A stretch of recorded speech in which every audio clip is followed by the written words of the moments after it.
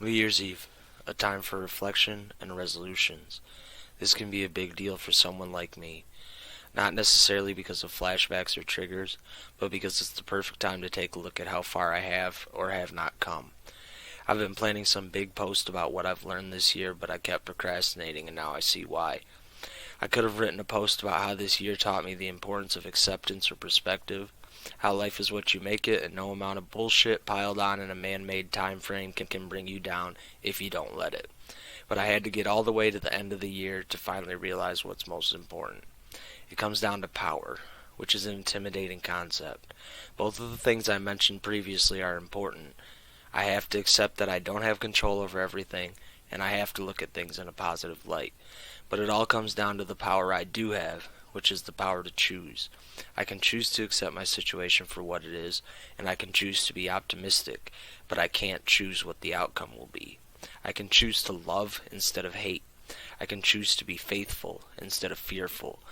And just because the most important things to me are the love of my higher power and my faith in that higher power, that doesn't mean this is exclusive to people who practice spirituality, much less religion. I spoke to an agnostic person today who prays on a daily basis. It's just a coping mechanism like meditation, very similar to that, in fact. And last night I reached a turning point that brought me to my knees, literally and figuratively. Instead of letting it turn from a turning point to a breaking point, I asked for help. I asked for love and guidance, and I got it. So at this, the end of an uncertain and oftentimes painful year, don't be afraid to ask for help. It doesn't have to be from a higher power. I think any one of us could benefit from accepting that we don't know all the answers. Don't wait until the next new year to create a new you. If I wake up in the morning and don't like something I see in the mirror, I kill it. Then I grieve it and move on. Happy New Year, good luck, and I love you.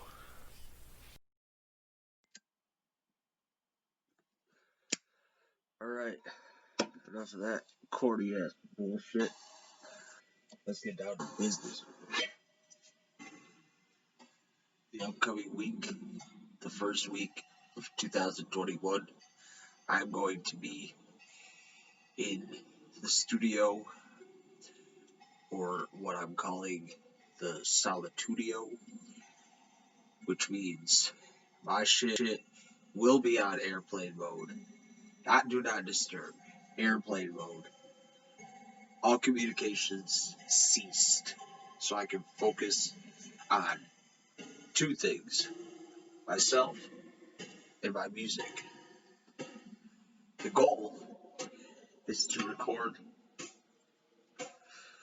one song each day of that first week from January 1st to January 7th. If I succeed in that endeavor, I will have a completed project by the end of that week. And then I will spend the next 5 weeks